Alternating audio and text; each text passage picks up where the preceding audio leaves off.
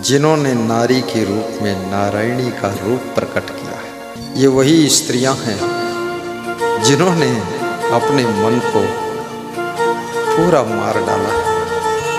सबके मन को खुश करने के लिए अपने मन को मार दिया है। कितनी स्त्रियों की तपस्या घर घर में चल रही है। सासु खुश रहना चाहिए, ससुर खुश रहना चाहिए, पति देव खुश रहना चाहिए, मायके वाले खुश रहें, देवरानी जेठानी खुश रहे। इसके कारण कितनी स्त्रियों ने अपनी खुशियों को भी दफन कर दिया कि सबकी खुशी में मेरी खुशी है। और कितने पुरुषों ने भी पूरे परिवार को खुश करने के लिए सबकी चिंता अपने ऊपर ले लिया है। और जो सबकी चिंता करने लग जाए, याद रखना वो साधारण नहीं, वो भगवान का रूप है जो सबकी चिंता करता है, सबकी फिक्र कर रहा है। कौन खाया कि नहीं खाया, कौन सोया कि नहीं सोया, जिसका हृदय प्रेम का सागर है, जो अपनी बहनों का भी ख्याल रखता है। तुम्हारा एक बार मोबाइल चला जाता है, बहनें खुश हो जाती है। उनको लगता है मेरा भाई मुझसे प्रेम करता है, मेरा भाई याद किया है। तुम फोन नहीं करोगे, कोई बहन भूखी नहीं रहेगी, लेकिन याद रखना उसका मन भूखा रहेगा। हर बहन को भूख रहती है मेरा भाई मुझको फोन करे।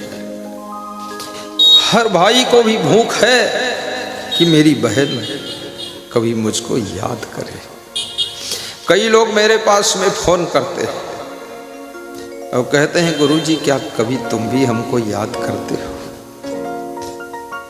मैंने कहा गैर मुमकिन है कि याद वहां हो और यहां ना हो। जब गुरु एक बार याद करता है तब शिष्य गुरु को 10 बार याद करता है, और जब शिष्य 10 बार याद करता है, एक बार गुरु फिर उसको दर्शन भी देता है। लेन देन का संसार है।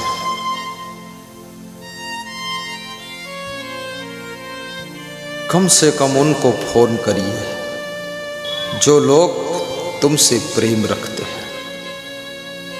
अपनी बुआ जी को भी कभी फोन लगा दीजिए। छोटी छोटी बातें तो प्रतिकूल होती रहती है। गुस्सा होकर के मन में गांठ बनाकर रिश्तों को खो देना बुद्धिमानी नहीं, ये मूर्खता है। तुम कुछ भी करो लेकिन गलतियां तो सबसे होती ही रहती है। दूसरे लोगों की दृष्टि में तुम भी गलती कर रहे हो और तुम्हारी दृष्टि में सब गलती कर रहे हैं, क्योंकि दूसरे लोग अपनी बुद्धि से, अपने विवेक से काम करेंगे, तुम्हारी बुद्धि से नहीं कर पाएंगे। तो कुछ न कुछ डिफरेंस रहेगा। इसलिए अपने आप को एडजस्ट करना भी सीखो। जिसको एडजस्ट होने की कला आ गई वो व्यक्ति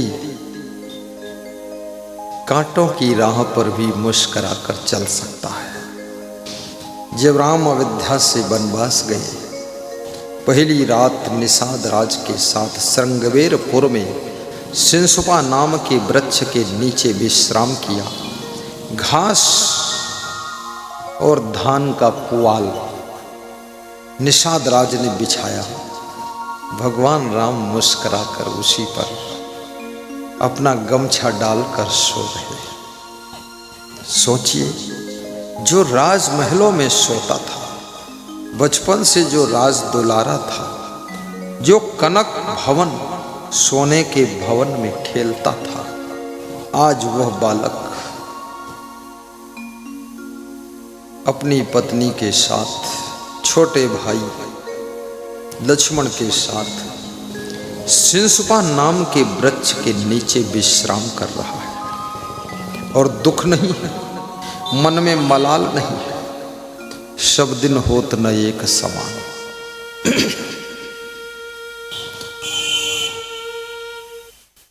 ईरान और इजराइल, अमेरिका में युद्ध हो रहा है।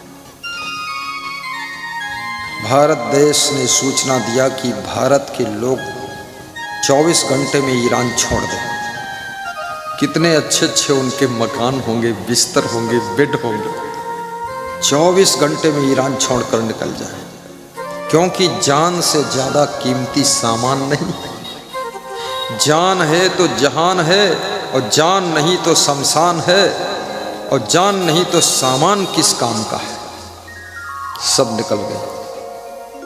जब रशिया और यूक्रेन में युद्ध शुरू हुआ, भारत सरकार ने सूचना दिया, यूक्रेन में जो भारत के विद्यार्थी स्टूडेंट पढ़ने गए हैं, 3 दिनों में देश छोड़कर बाहर निकले। सब पढ़ाई लिखाई, सर्टिफिकेट, फीस वूस उधर रह गई, और जान बचा करके आ गए हैं। वो तो भारत सरकार ने बचा लिया, नहीं उसी में गुझिल जाते, मर जाते। बहुत से स्टूडेंट डर गए, विदेश पढ़ने नहीं जा रहे कि किस देश में कब क्या हो जाए। लोगों ने घूमना बंद कर दिया है। पहले लोग थाईलैंड, मलेशिया खूब घूमते थे, अब थाईलैंड नहीं, अब इंडिया की लैंड में ही रह रहे। किस देश में क्या गड़बड़ हो जाए। नेपाल देश में ऐसा गड़बड़ हुआ, जैन जी आंदोलन हो गए,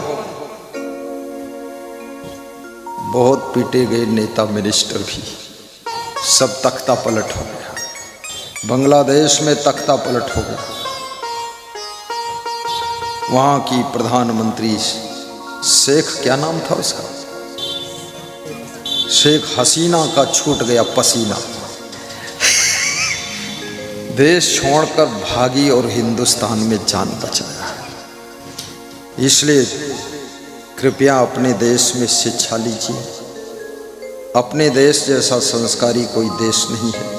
अपने देश में पढ़ करके इतने बड़े बड़े वैज्ञानिक तैयार हुए हैं, जिनको अमेरिका अपने पास में रख रहा है।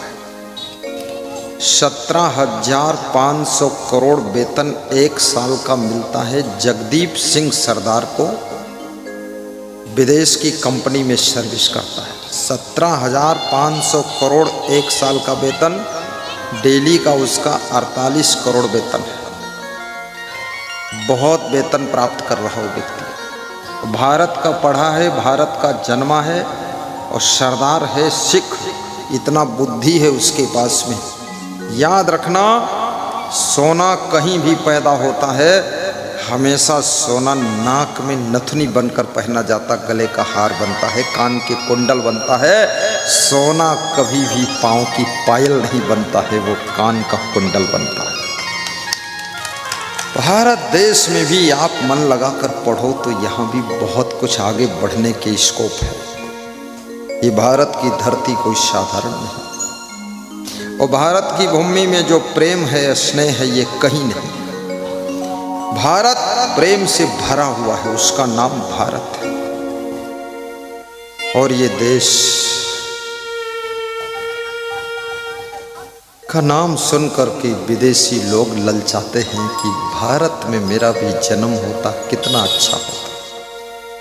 चला,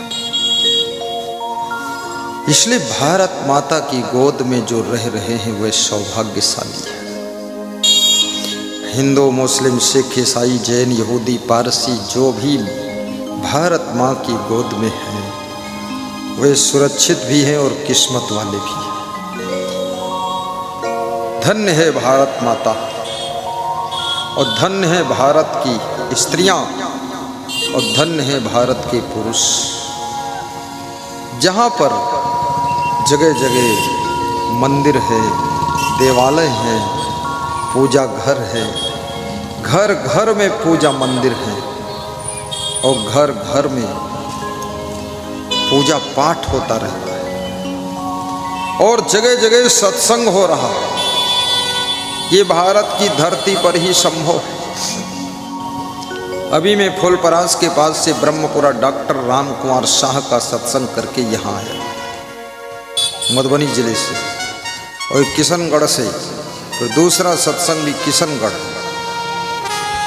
पूरे अररिया में भी 2 सत्संग, बांका जिले में सत्संग,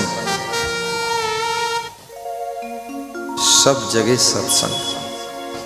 कितने लोग पहली बार में किशनगढ़ में आया। व्यास गादी पूछ रही कितने लोग ऐसे हैं जिन्होंने पहली बार रूबरू बाबा को देखा है? हाथ उठाकर बताए। पहली बार आमने सामने देखा है।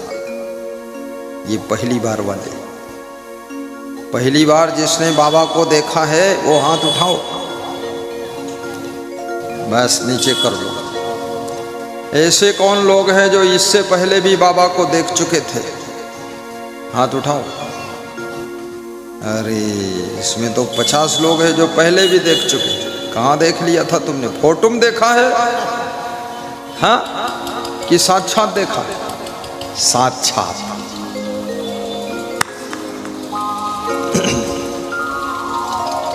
किशनगढ़ की धरती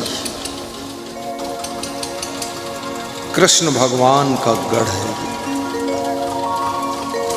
और जहां कृष्ण भगवान का गढ़ है वहीं तो भक्ति का गढ़ बनता है, वहीं तो सत्संग का गढ़ बनता है, वहीं तो महान से महान संत आते हैं। क्योंकि कृष्ण भगवान भी संतों को बहुत मानते थे, संतों से बहुत प्रेम करते थे। कृष्ण कहते थे निरपेक्षम मुनिम संतम, निरपेक्षम मुनिम, मैं अपेक्षा रहित मननशील ध्यानी ज्ञानी संतों के पीछे अनुव्रज्जा में हम नित्यम पूयते घृणि।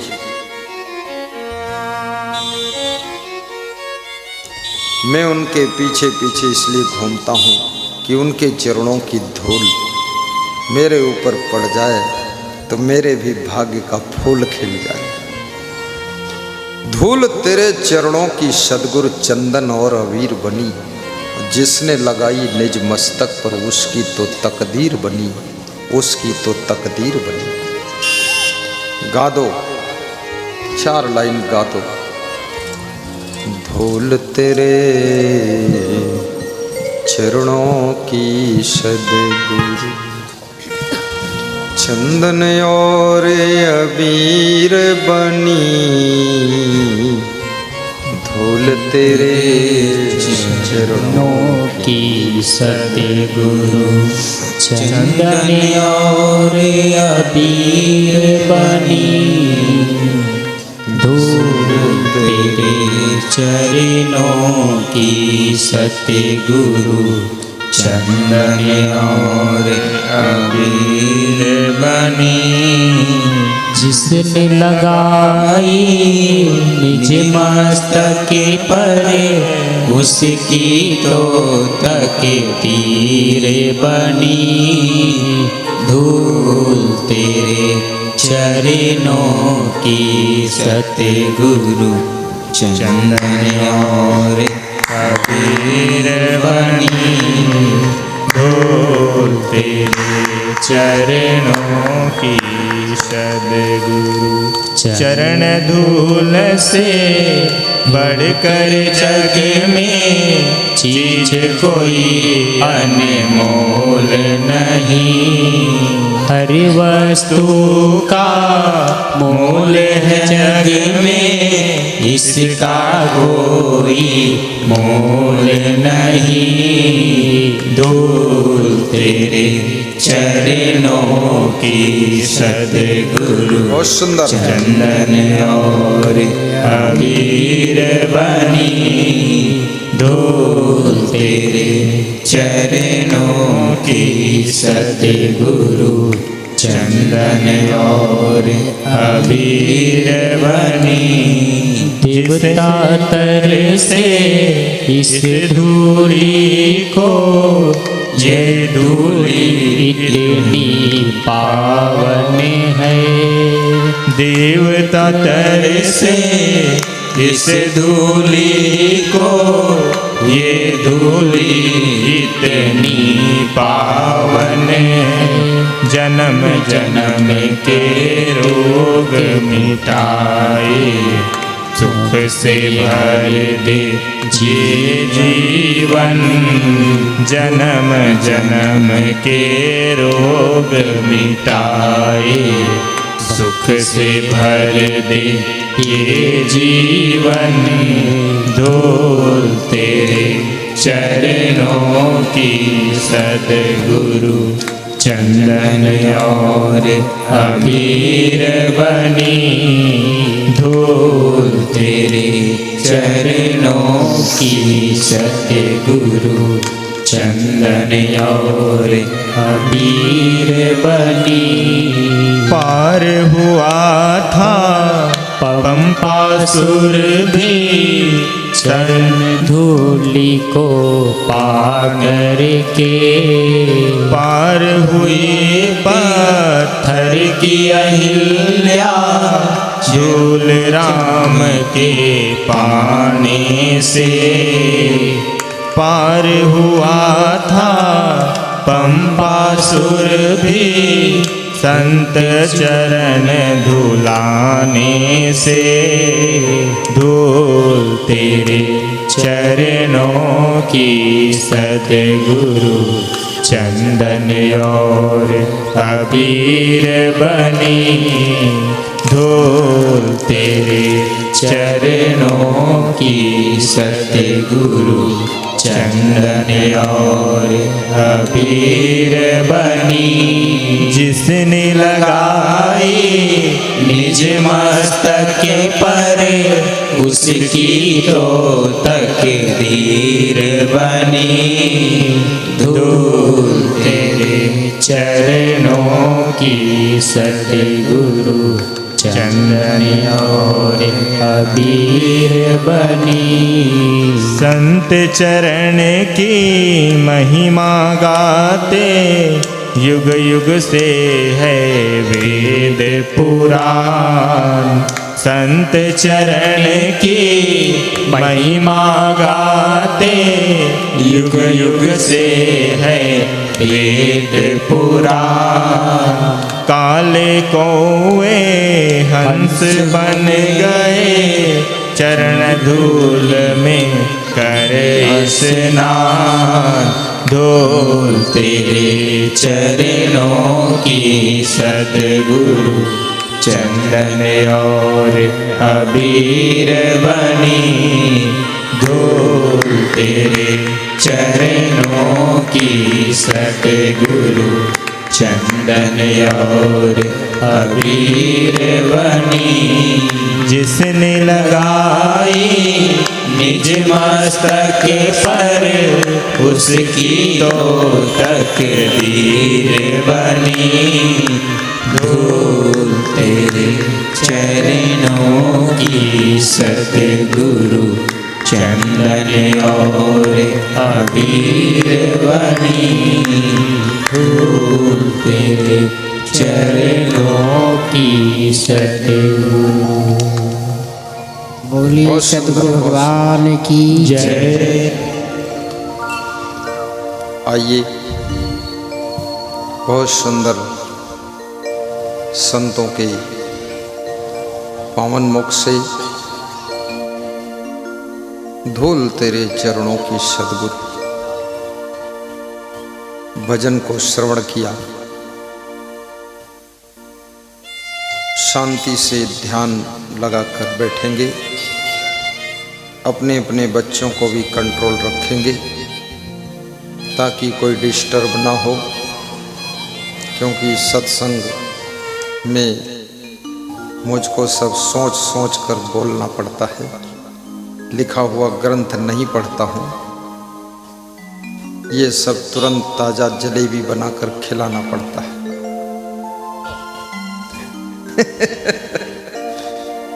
तो सद्गुरु कबीर साहिब पूछ रहे हैं भीड़ से, को राम रसिक रस पिए हो। ऐसे भक्त को कबीर ढूंढ रहे हैं जो राम रस को पीना चाहता हो, दुनिया में बहुत सी रस है,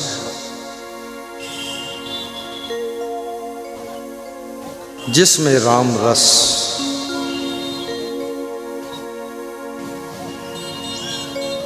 एक ऐसा रस है जिसको पीने के बाद मनुष्य का मन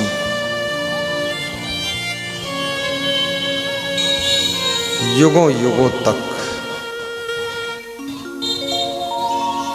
उस अविनाशी,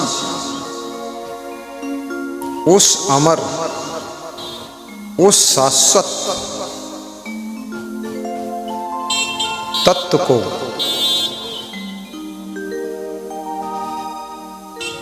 जानकर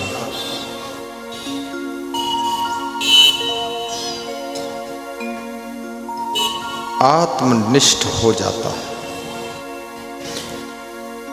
वह कौन सा तत्व है जो शरीर की मृत्यु होने के पश्चात भी अमर रहता है? पूरा संसार, परिवार, शरीर छूटने के बाद भी वो छूटता नहीं। उसी तत्व का नाम तो आत्मा है। वो कोई और तत्व नहीं, आत्म तत्व है। क्या आत्म तत्व और तुम दोनों दो हो? आत्मा और तुम क्या अलग अलग हो? नहीं, तुम ही तो आत्मा हो।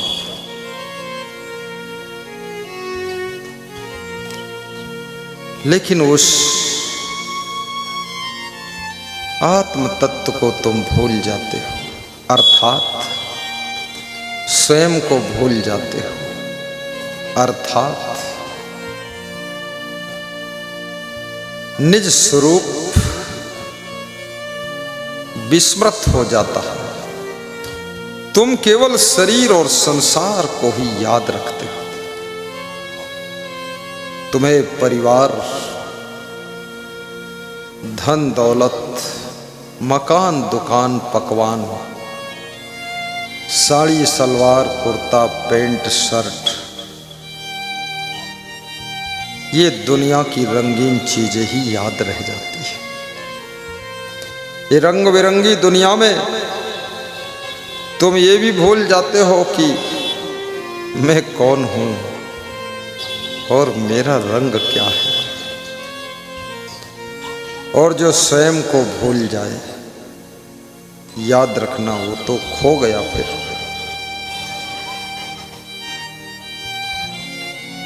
अपने को आप भूल के हैरान हो गया। लोग स्वयं को भूले हुए, दुनिया के लिए समय दे रहे हैं लोग, दुनिया के लिए श्रम कर रहे हैं लोग, दुनिया के लिए चिंता कर रहे हैं लोग, दुनिया के लिए टेंशन कर रहे हैं लोग, लेकिन लोग अपनी आत्म शांति, आत्म कल्याण, अपनी आत्मा के मोक्ष के लिए चिंता नहीं कर रहे। थोड़ा अपने लिए भी समय दीजिए, थोड़ा अपने लिए भी श्रम कीजिए, थोड़ा अपने लिए भी साधना कीजिए, थोड़ा अपनी शांति के लिए भी तो जियो। 24 घंटे में 23 घंटे तुम दुनिया के लिए जी लो, लेकिन कम से कम 1 घंटा अपने लिए भी जियो। बचपन तो खेल कूद में गया, जवानी भोग विलास में गई, बुढ़ापा चिंता टेंशन हाय हाय में चला गया, और मृत्यु तड़फ तड़फ कर हो गई। अपने लिए जी न सके, और उससे पहले मनुष्य का शरीर छूट गया। चोला छूट गयो, कहीं कबीर सुनो हो संतो, चोला छूट गयो, उम्र सब धोखे में खोई दियो।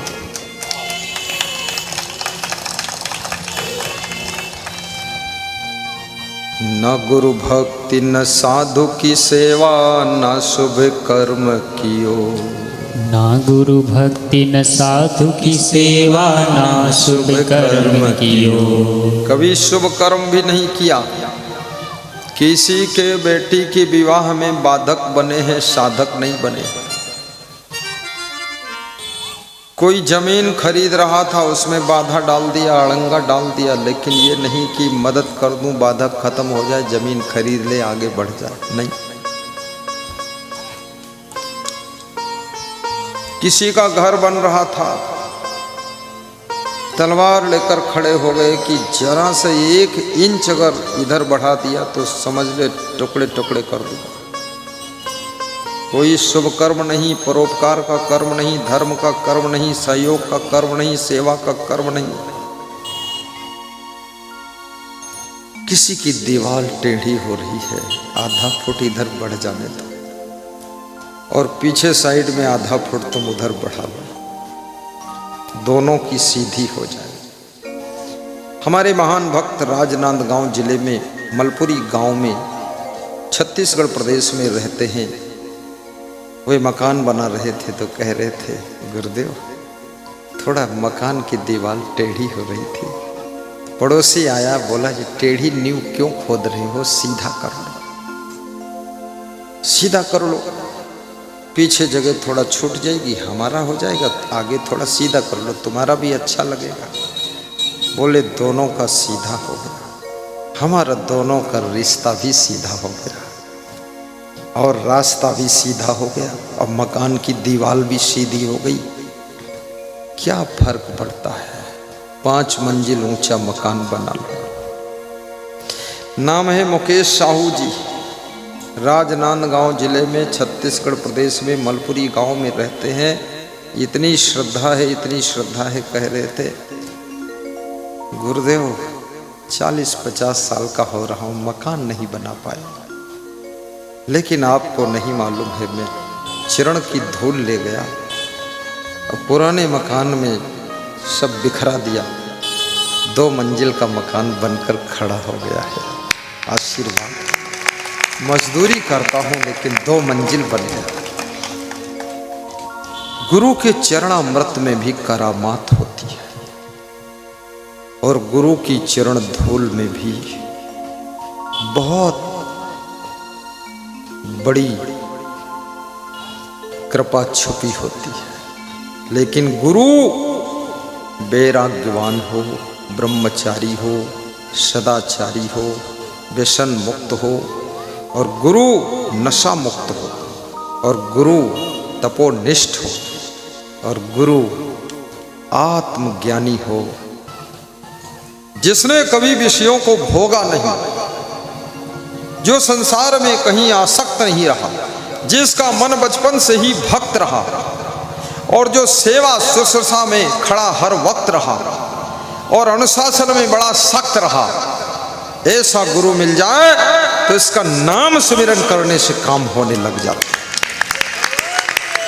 जय जय।